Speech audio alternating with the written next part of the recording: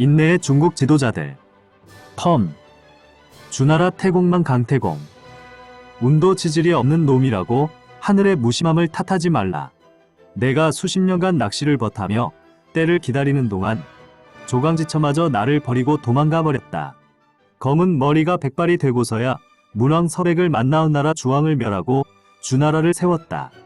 나는 숱한 세월을 낚으며 늙은이가 되었지만 결코 하늘을 원망하거나 포기하지 않았고 그 인내의 결실이었던 단 한 번의 기회로도 천하를 얻을 수 있었다. 한나라 회우무 한신. 용모가 볼품없어서 되는 일이 없다고 푸념하지 말라.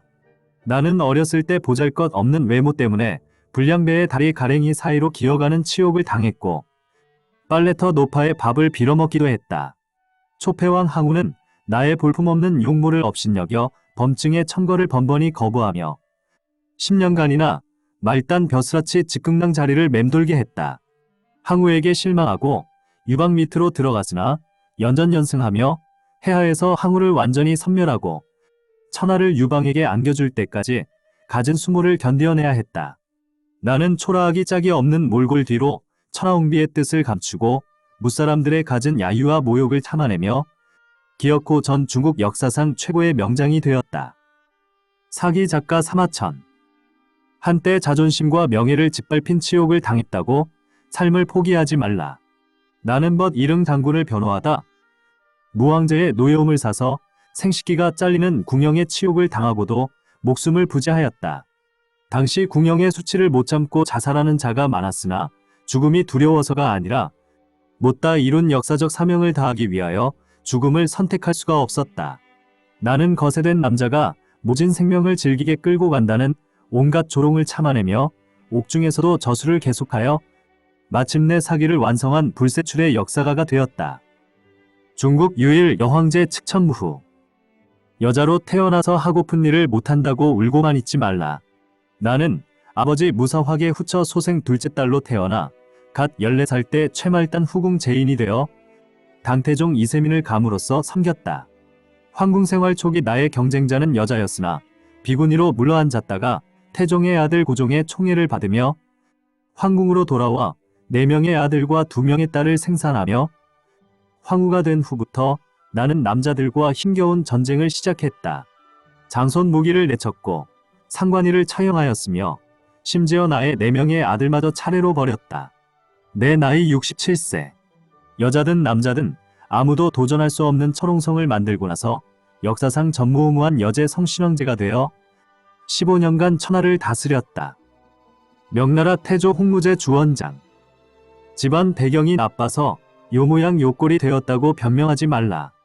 나는 오랑캐의 나라 원말기 아미성의 빈농 한족 집안에서 태어나 17살에 고아가 되어 탁발승으로서 가뭄과 기근에 찌든 험악한 세상과 맞서야 했고 전란통에 비적 무리의 일개졸개가 되었을 때 아무도 나를 알아주는 이가 없었다.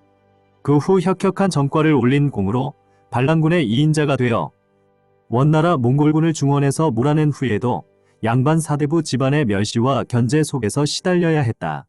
나는 송곳 하나 꽂을 땅이 없었던 빈농 집안에서 태어났지만 고아가 되었을 때조차 부모를 원망하지 않았으며 결국 몽골 오랑캐를 몰아내고 한족 천하를 회복한 명나라의 초대 황제가 되었다. 청나라 제4대 황제 강희제. 나이가 어리다고 어미의 치마폭 뒤에 숨어 칭얼거리지 말라. 나는 8살 때 황제가 되었고 13살 때 결혼했으며 14살 때부터 친정을 시작했다. 응석을 부릴 겨를도 없이 오삼계, 상가희, 경계무의 3번단을 제압하고 몽골을 평정했으며 티베트까지 원정했다. 나는 어린 나이에 어리광도 모른 채 군주가 되어 61년간 천하를 호령할 수 있었다. 청대 말거상 호설암. 돈이 없어서 재기할 수 없다고 낙담하지 말라.